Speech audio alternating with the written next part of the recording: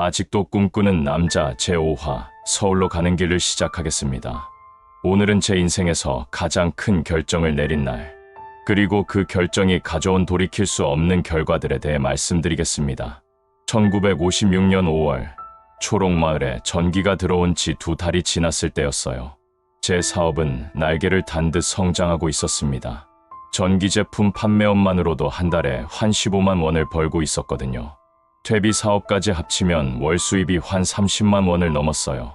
당시 서울시장 월급이 환 10만 원이었으니까 정말 엄청난 부자가 된 거였죠. 그런데 성공할수록 욕심이 더 커지더라고요. 어느 날 저녁, 금순이가 흥미로운 제안을 해왔어요. 현우야, 서울에 가봤니? 서울요?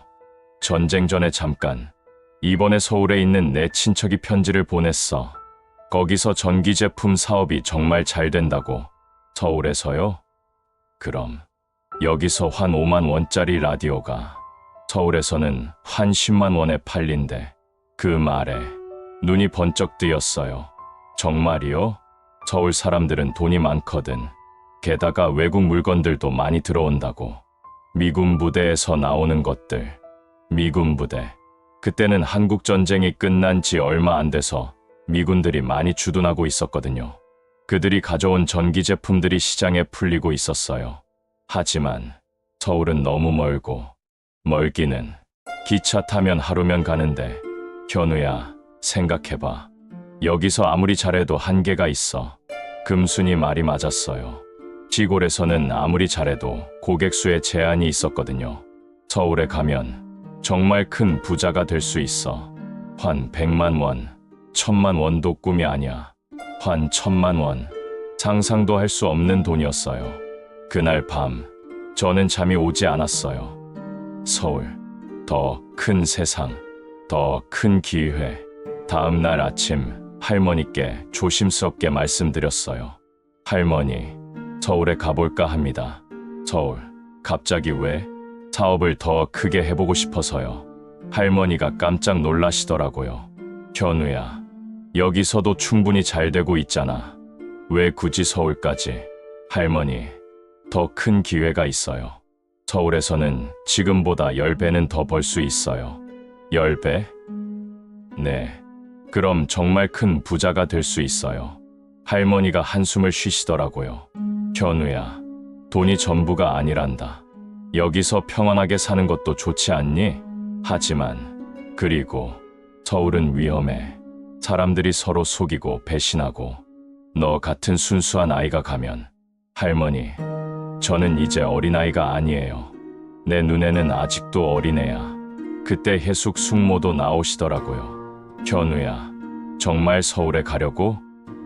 네. 언제? 다음 달쯤. 숙모가 걱정스러운 표정을 지으시더라고요.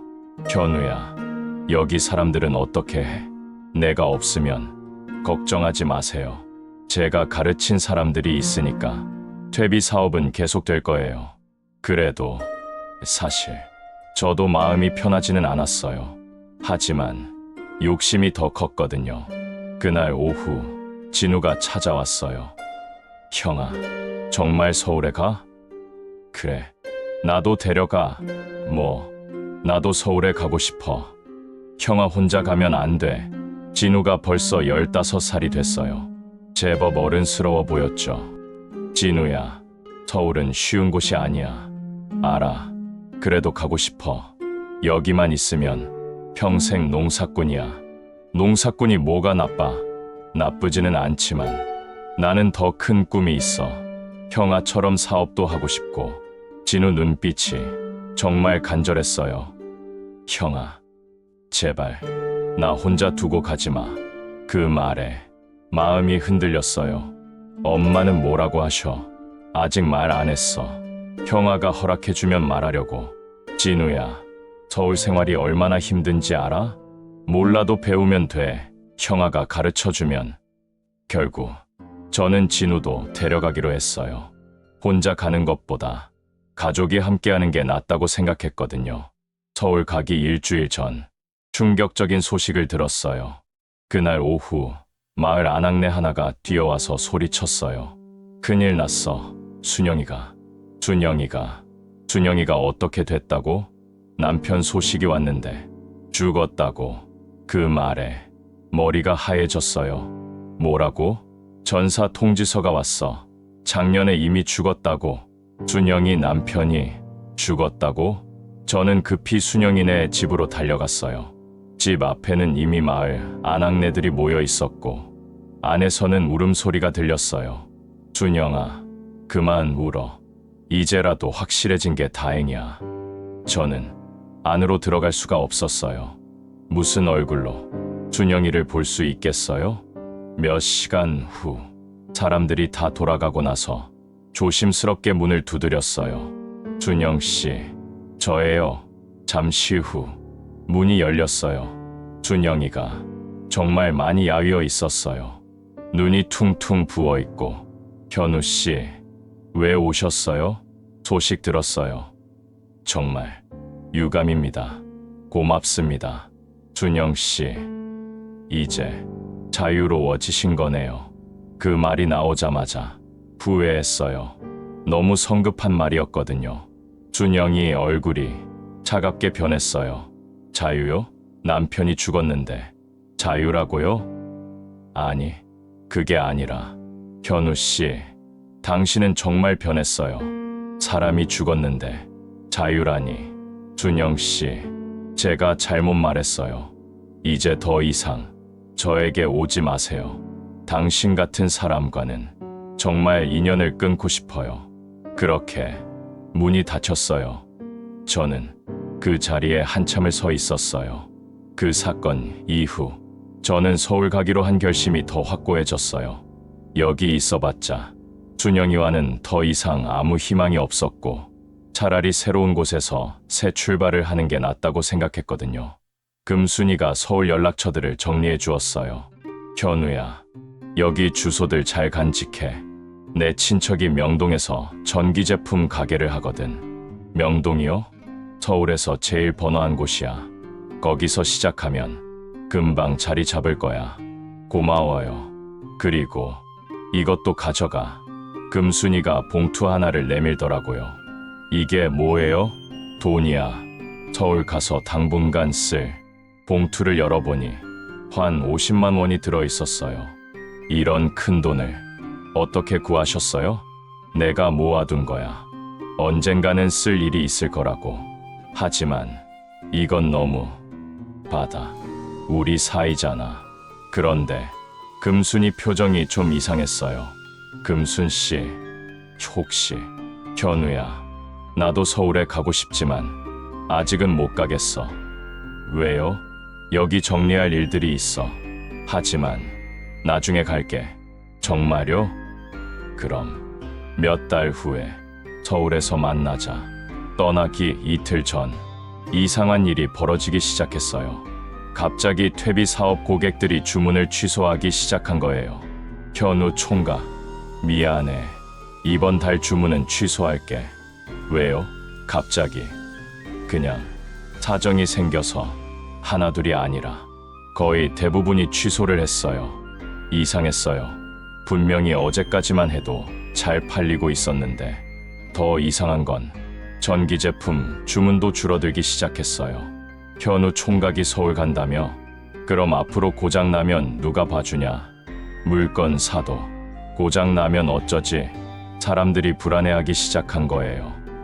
그때 마을 이장님이 찾아오셨어요. 현우 총각, 잠깐 얘기 좀 하자. 네, 정말 서울 가는 게 확실한가? 네, 다음 주에. 그럼 우리가 투자한 전기 설비는 어떻게 되는 거지? 투자요? 자네가 전기 들여오면서 우리도 돈을 보탰잖아. 그건 제가 다 됐는데요? 아니야. 마을 공동기금에서 한 200만 원을 보탰어. 그런 적이 없는데. 이상했어요. 이장님, 그런 적 없는데요? 있었어. 증인도 있고 서류도 있어. 이장님이 서류 하나를 내밀더라고요. 이게 뭐예요? 차용증이야. 자네가 우리한테 한 200만 원을 빌렸다는 그 서류를 보는 순간 깜짝 놀랐어요. 제 서명이 되어 있었거든요. 이장님, 이 서명은 제가 한 게 아닙니다. 무슨 소리야? 분명히 자네 서명이잖아. 아닙니다. 저는 이런 서류에 서명한 적이 없어요. 현우 총각, 증인들도 있어. 이 마을 어른들이 다 봤다고. 그때 뒤에서 목소리가 들렸어요. 현우야, 미안해. 돌아보니 금순이었어요. 금순 씨, 나도 살아야 해. 뭐라고요? 그 서명 내가 했어. 머리가 하얘졌어요. 왜 그런 짓을? 현우야, 내가 서울 가면 나는 어떻게 해? 내 사업도, 내 미래도 다 끝이야. 그렇다고 이런 식으로. 미안해. 정말 미안해. 하지만 어쩔 수 없었어. 이장님이 말씀하시더라고요. 현우 총각, 빚을 갚고 가든지 아니면 계속 여기 살면서 갚든지 선택해. 환 200만 원. 제가 모은 돈의 절반이 넘는 액수였어요. 며칠만 시간을 주세요. 안 돼. 오늘 당장 결정해. 그날 밤, 저는 정말 절망했어요. 금순이가 저를 배신했다는 것도 충격이었지만 더 큰 문제는 돈이었어요. 환 200만 원을 갚으면 서울 가서 사업할 돈이 거의 남지 않았거든요. 할머니께 털어놓을 수도 없었어요. 걱정만 끼쳐드릴 뿐이고. 그때 진우가 찾아왔어요. 형아, 무슨 일이야? 얼굴이 너무 안 좋아. 진우야, 마을에서 소문이 돌던데 형아가 마을 돈을 빌렸다고? 그건 사실이 아니야. 그럼 왜? 저는 진우에게 모든 사실을 털어놓았어요. 금순이가 서명을 위조했다는 거, 이장님과 짜고 저를 함정에 빠뜨렸다는 거, 뭐 그런 나쁜 짓을. 진우야, 형이 바보였어. 사람을 너무 쉽게 믿었나 봐. 그럼 서울 못 가는 거야? 돈을 갚으면 갈 수는 있지만 사업할 돈이 부족해. 진우가 한참 생각하더니 형아, 그냥 가자. 뭐 그 돈 안 갚고 그냥 서울로 가자. 그럴 수는 없어. 도망가는 거잖아. 그럼 어떻게 해? 여기서 평생 그 사람들 밑에서 살아? 진우 말이 맞았어요. 이대로 있으면 평생 그들의 굴레에서 벗어날 수 없을 것 같았어요. 고민 끝에 저는 결단을 내렸어요. 그냥 떠나기로 했어요. 그날 밤 몰래 짐을 쌌어요. 꼭 필요한 것들만. 그리고 남은 돈을 챙겼어요. 진우도 준비를 마쳤어요. 형아, 정말 가는 거지? 그래, 더 이상 여기 있을 수 없어. 새벽 4시, 아직 마을 사람들이 모두 잠들어 있을 때 조용히 집을 나섰어요. 할머니께 편지를 하나 남겨두었어요. 할머니, 죄송합니다. 저는 더 큰 꿈을 위해 서울로 갑니다. 꼭 성공해서 돌아오겠습니다. 걱정 마세요. 짧은 편지였지만 제 마음을 다 담을 수는 없었어요. 계속 숙모에게도 할머니 잘 부탁드린다 편지를 남겨두었어요. 그리고 준영이네 집 앞을 지날 때 잠시 멈춰 섰어요. 창문 너머로 희미한 등잔불이 보였어요. 준영 씨, 미안해요. 저는 정말 못난 사람이었어요. 마음속으로 작별 인사를 했어요. 새벽 6시, 진우와 함께 기차역에 도착했어요. 서울행 기차는 오전 8시에 출발했어요. 기차표를 사고 기차마당에서 기다리는 동안 정말 복잡한 마음이었어요. 형아, 후회 안 해? 모르겠어. 하지만 이제 돌이킬 수 없어.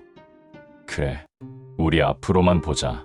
기차가 들어왔어요. 서울행 열차입니다. 드디어 서울로 가는 거였어요. 기차에 올라서 창가 자리에 앉았어요.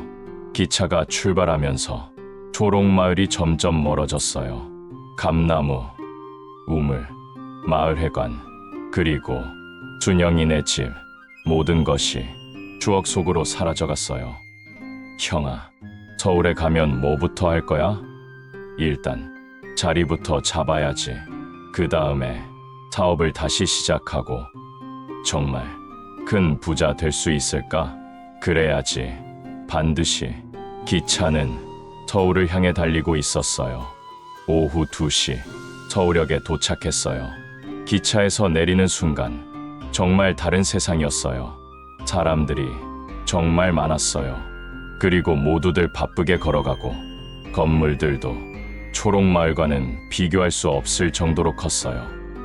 우와, 이게 서울이구나. 진우가 눈을 크게 뜨며 감탄했어요.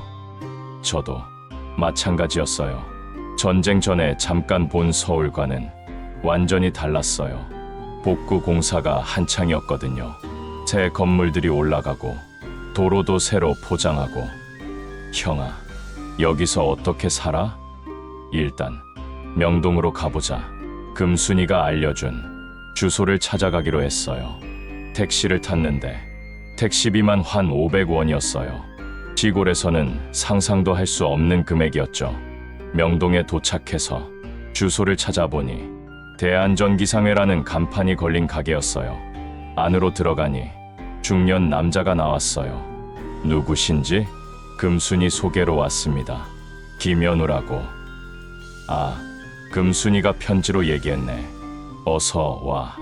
그 사람이 박 사장이었어요. 시골에서 전기 제품 장사했다며? 네. 여기서도 할 생각이야? 네.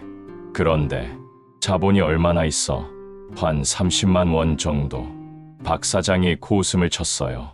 한 30만 원으로 서울에서 장사를 꿈꾸지 마. 여기는 시골이 아니야. 그날 박 사장에게서 서울의 현실을 들었어요. 여기서 전기 제품 가게 하나 차리려면 최소 한 200만 원은 있어야 해. 200만 원요? 그것도 작은 가게. 제대로 하려면 한 1000만 원은 있어야지. 한 1000만 원. 상상도 할 수 없는 돈이었어요. 그럼 다른 방법은 없나요? 있긴 해. 남의 밑에서 일하는 거지. 어떤 일이요? 전기 제품 외판원. 길거리에서 돌아다니면서 파는 거야. 외판원요? 하루에 한 1000원 정도 벌 수 있어. 잘하면 한 2000원도. 하루 한 1000원. 시골에서는 큰 돈이었지만 서울에서는 하루 생활비도 안 되는 돈이었어요. 일단 그것부터 시작해 보겠습니다. 그래, 내일부터 나와. 물건은 내가 주고 한 만큼 수수료 줄게. 그날 밤 진우와 함께 쪽방을 하나 얻었어요. 한 5,000원짜리. 정말 작은 방이었어요. 형아, 우리 잘못 온 건 아닐까? 진우야, 처음에는 다 어려워. 조금만 참자. 하지만 속으로는 후회가 밀려왔어요. 내가 정말 바보였나? 시골에서 편하게 살걸. 여러분, 그때의 저는 정말 어리석었어요. 욕심에 눈이 멀어서 정말 소중한 것들을 잃어버렸거든요. 할머니의 사랑, 준영이와의 가능성, 그리고 마을 사람들의 신뢰, 금순이의 배신은 정말 충격이었어요. 하지만 지금 생각해보면 그녀도 생존을 위한 선택이었을 거예요. 제가 서울로 가버리면 그녀는 정말 혼자가 되는 거였으니까. 하지만 그 배신이 저에게는 큰 교훈이 됐어요. 사람을 너무 쉽게 믿어서는 안 된다는. 서울에서의 첫날 밤, 정말 절망적이었어요. 꿈꿔왔던 것과는 너무 달랐거든요. 하지만 포기할 수는 없었어요. 이미 돌이킬 수 없는 다리를 건넜으니까. 다음 시간에는 서울에서의 첫 번째 사업, 그리고 그 과정에서 만난 새로운 사람들, 특히 제 인생을 또 한 번 바꿔놓을 한 여자에 대해 말씀드리겠어요. 힌트를 드리면 그녀는 순영이와는 완전히 다른 타입이었어요. 도시적이고 세련되고 그리고 야심만만한. 그녀와의 만남이 저를 더 큰 성공으로 이끌어주기도 했지만 동시에 더 큰 타락의 길로 빠뜨리기도 했어요. 오늘은 여기까지입니다. 다음 시간에 또 만나요. 여러분, 인생이라는 게 정말 예측할 수 없는 것 같아요. 한순간의 선택이 평생을 좌우하거든요. 다음 화에서는 서울에서 만난 운명의 여인이 등장합니다. 당신, 재미있는 사람이네요. 저와 함께 일해 보실래요? 그리고 현우의 첫 번째 서울 대박 사업. 이거 정말 대단한 아이디어네요. 우리가 해봅시다. 하지만 성공 뒤에 숨겨진 어두운 비밀까지. 현우야, 이건 불법이야. 걸리면 감옥 가는 거야. 제6화 명동의 야심에서 계속됩니다. 서울에서의 새로운 도전과 유혹, 그 이야기가 펼쳐집니다.